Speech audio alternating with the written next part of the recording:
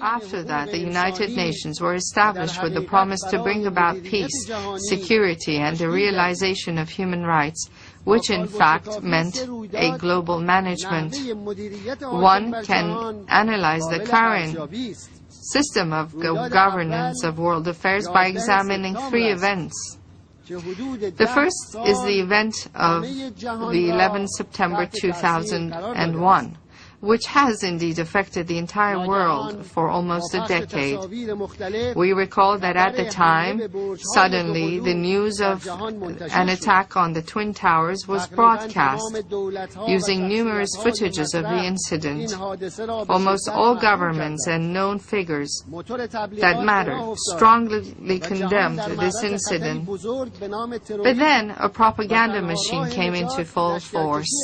It was implied that the whole world was now exposed to a huge danger, namely that of terrorism, and that the only way to save the world would be to deploy forces into Afghanistan.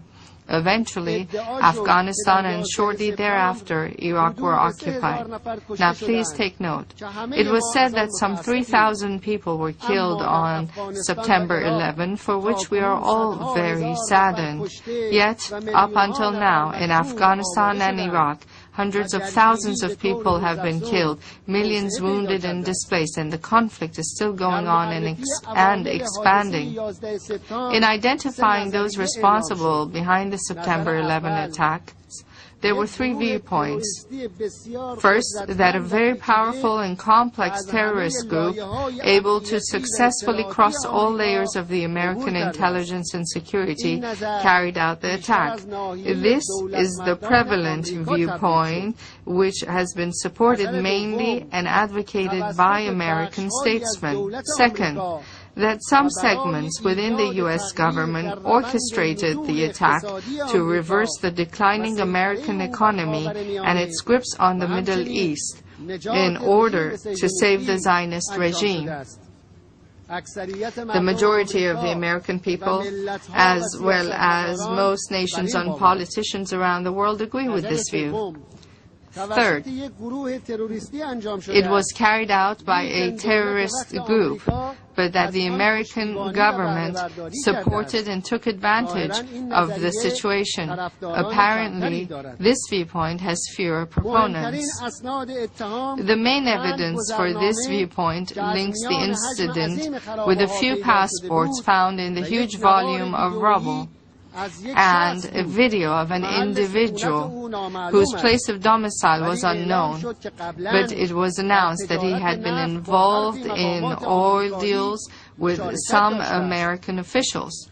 It was also covered up and said that due to the explosion and fire, no trace of suicide attackers was found. Regardless of each of these three viewpoints, there remain a few questions to be answered. First, would it not have been sensible that first a thorough investigation should have been conducted by independent groups to conclusively identify the elements involved in the attack and then map out a rational plan to take measures against them?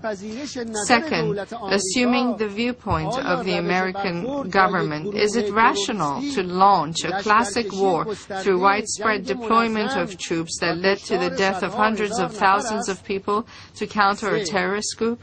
Third, was it not possible to act the way Iran conducted the Rigi operations, fighting the Rigi terrorist group who killed and wounded 400 innocent people? In the Iranian operation, no innocent person was harmed. It is proposed that the United Nations set up an independent fact-finding group for the event of September 11, so that in the future, expressing views about it, to ensure that the different views about it are not banned from discussion in the future. I announce clearly that the occupation of other countries under the pretext of freedom and democracy is an unforgivable crime. The world needs the logic of compassion and justice and inclusive participation instead of the logic of force, domination, unilateralism, war, and humiliation.